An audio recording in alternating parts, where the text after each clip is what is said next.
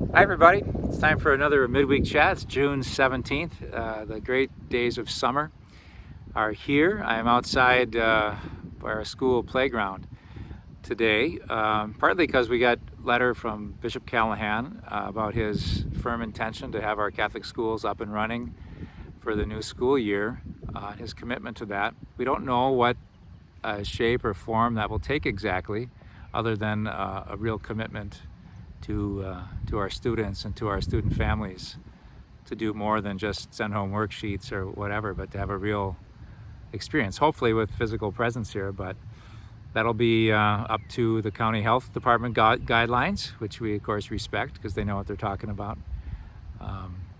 But our principal, Jackie Lutz, and the teachers are getting geared up to meet the challenge of what September brings us. So appreciate all their work and their commitment.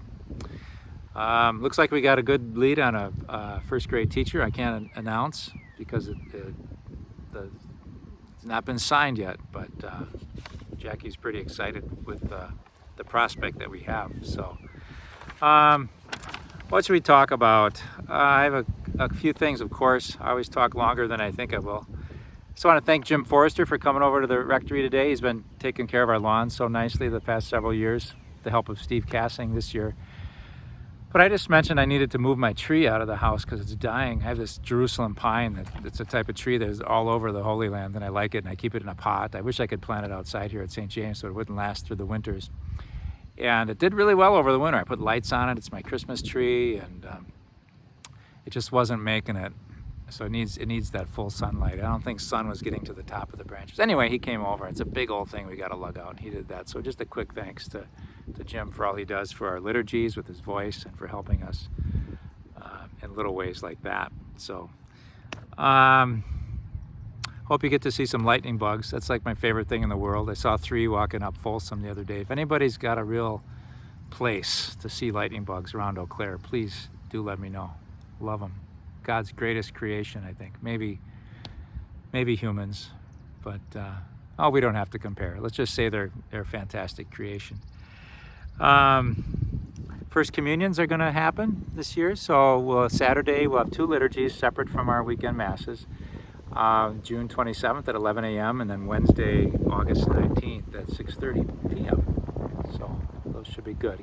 Confirmation's coming up as well, July 17th. Yeah, I think I've mentioned those things before.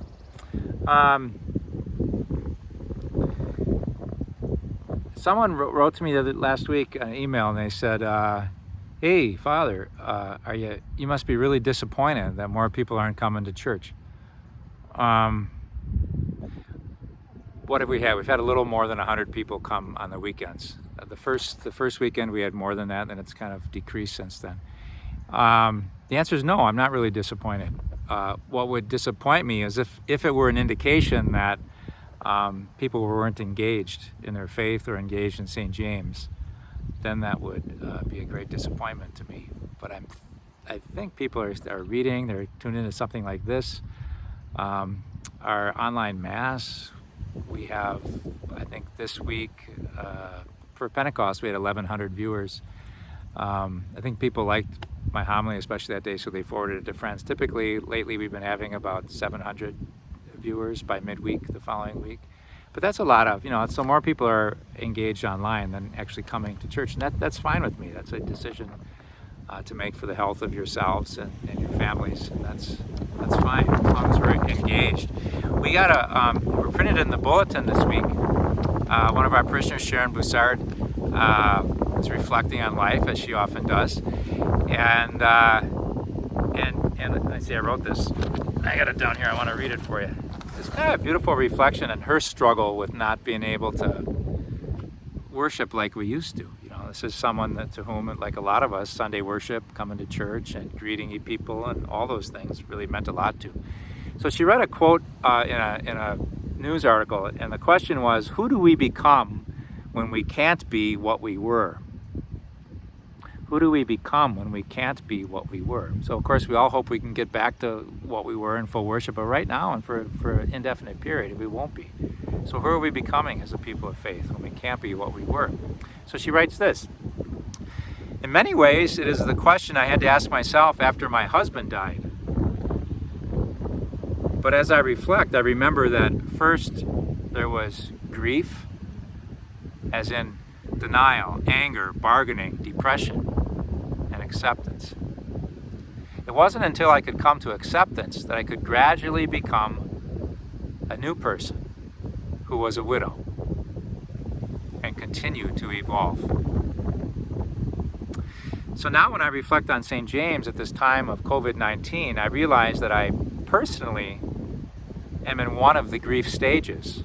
I want it all to be normal again. I want the greetings before Mass, the peace greeting, the 9 Eucharistic ministers, the singing, the hospitality.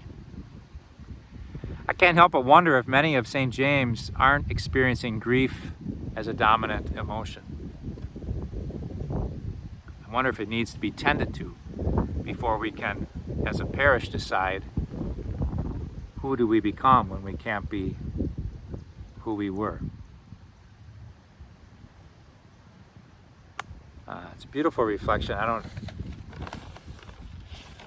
really want to comment on it too much because I don't want to take away from it.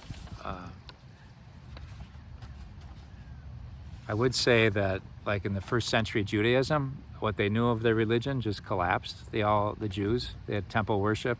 Temple was destroyed by the Romans. They had to think up something new. And that's when rabbis and synagogues started happening for Jews. A lot of places in the world, even today, where it's illegal to be Christian, all of a sudden there's underground churches, and people have had to adjust to circumstances where they can't always, have the experience that they were used to or wanted. So that's where we're at now. And I like Sharon's own effort and her encouragement, I think, to us to really reflect on what does that mean for who we are. And is it before we get too despondent or frustrated, do a little grieving and ask the Lord, what do you want of me in this strange time? The way I'm used to expressing my faith and celebrating my faith isn't happening. Is there some other way I can do that? I've noticed a non-Catholic church in town. I get their emails, see what they're up to. They're really vibrant, awesome congregation, I think. And they're doing a lot of stuff that I think would be neat, but we really can't. We're not supposed to have outdoor services, outdoor Mass, and so we're not doing that, which I guess is okay with me, but that seems to be exciting some communities in town. The other thing they're doing, which I almost suggested that we do, but I think it's kind of would be frowned on by our authorities, was when we do online Mass and it gets to the Eucharistic prayer and sharing of communion, they're encouraging their people to take some bread and juice or bread and wine or something and then actually share it at that time. And I think the fear in the Catholic world is that because of what we believe about Eucharist, we just had the body and blood of Christ solemnity last Sunday. We don't want to confuse the faithful about what is Eucharist and what is not. We'd say Eucharist is the sacrament that you celebrate when there's a priest and people and we pray and say the right words.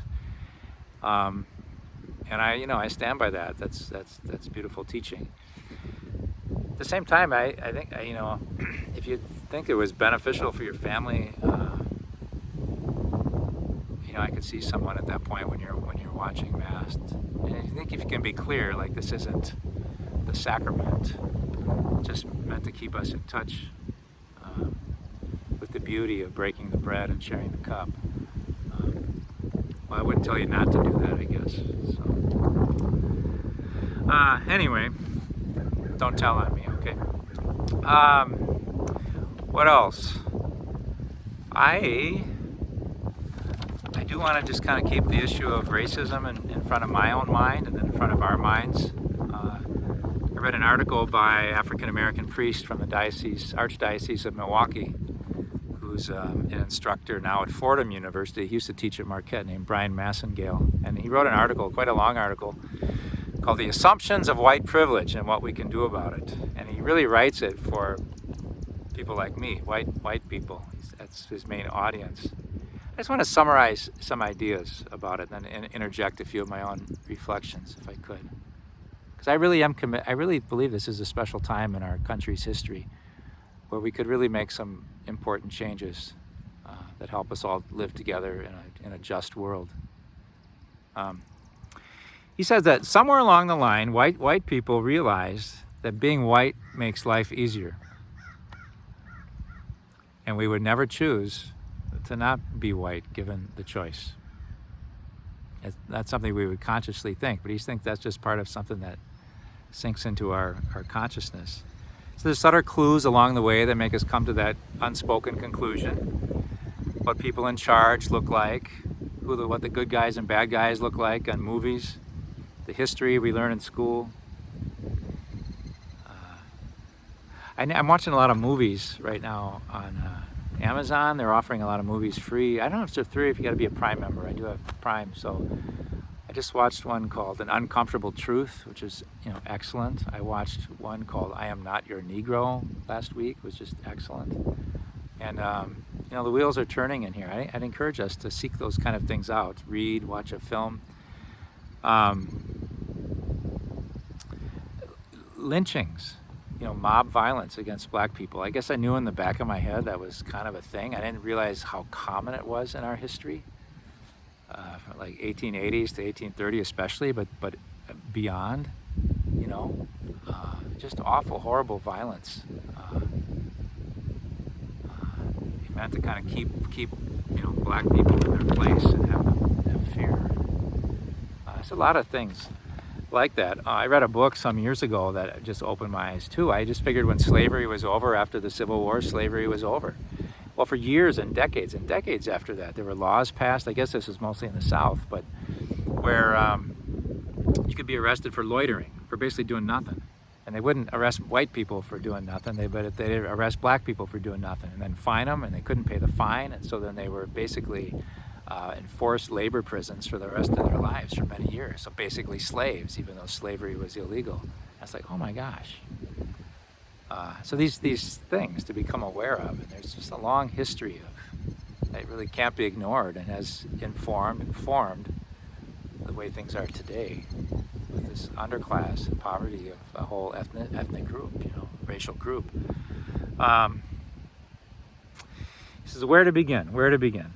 He said, he had 5 points. He said, understand the difference between being uncomfortable and being threatened. Racism continues, he says, because white people benefit from it. And having that pointed out to us makes us uncomfortable.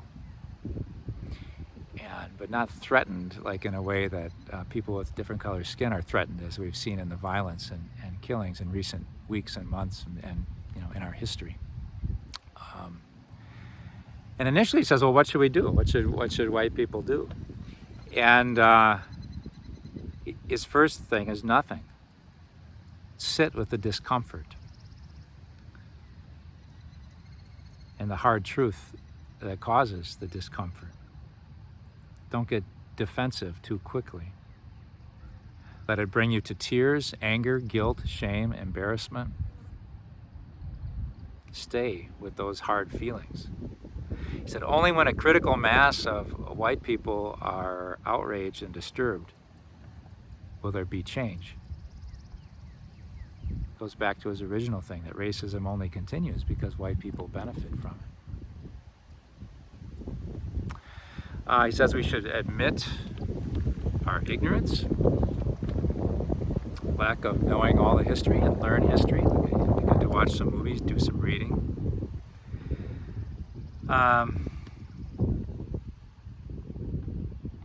It's just a lot of history that we don't know. And I do believe, as I mentioned that last week, that one of the things I think the crucifixion tries to tell us is to sympathize with the oppressed and the victim. We see Jesus on the cross, a victim of injustice, and that should open our eyes to our own violence and make us repent of it. It's strong words. It's easy to get easy to get defensive and resist change, I know. And the other thing is have courage to confront family and friends when you hear kind of racial things come up. And I was reminded of something that made me uncomfortable. So it must have been about 12 years ago, my previous parish, we had a spring pageant, and I was on Broadway shows, and lovely kids. Couldn't have had a better teacher organizing the whole thing. And one of the songs was a song that's sung by Mexico. I don't remember the play, but it was a song where, I don't know if the play took place in Mexico or as Mexican people. And so they were dressed with a serape and a sombrero clothing. And then at one point they turned, and they had black construction paper mustaches. You know, those cute little kids with these big mustaches. And I giggled. I thought it was cute. And a couple days later, I got a call from some parents, and they were just really deeply offended by that.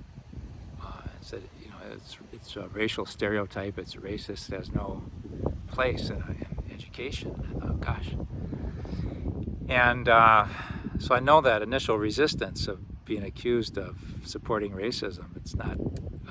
You want to justify yourself. You want to say this isn't correct. And the whole issue still isn't that crystal clear to me. But I think if I was confronted with that today versus 12 years ago, I'd be better with it somehow. I mean, they wanted to have a anti-racism education course in the school.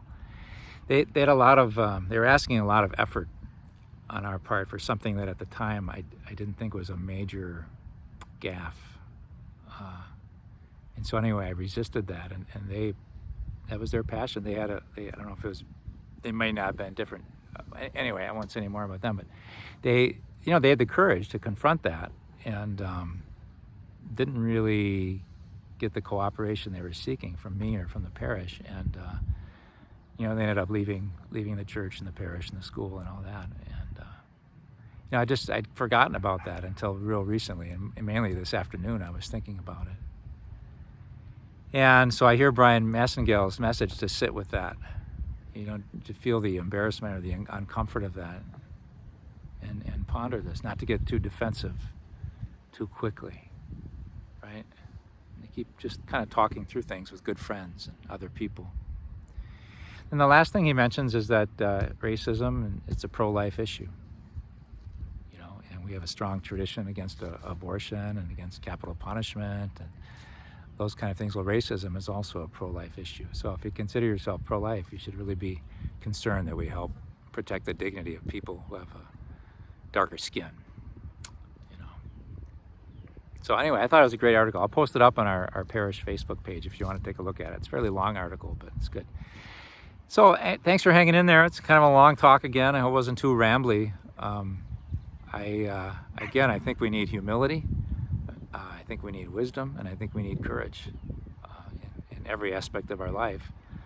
I just want to close with this prayer. So in this article, he quoted a prayer that a religious sister had written that I thought was good. She wrote, "The time will come when God's light will invade our lives and show us everything we have avoided seeing. Then will be manifest the confinement of our carefully constructed meanings, the fragility of our support systems, and even the darkness in our own heart." So loving God, as we seek your humility that you show us, as we seek to be your humble servants, help us to want nothing more than to please you with our lives, to do what right by you. Take away any of our ego protections, anything that makes us defensive with others, anything that would keep us from embracing your truth and your light. And be with your people in this time of pandemic. We seek a vaccine, we seek a cure, that we might thrive as your people on this earth that can be your light. We ask all this through Christ our Lord. God bless you.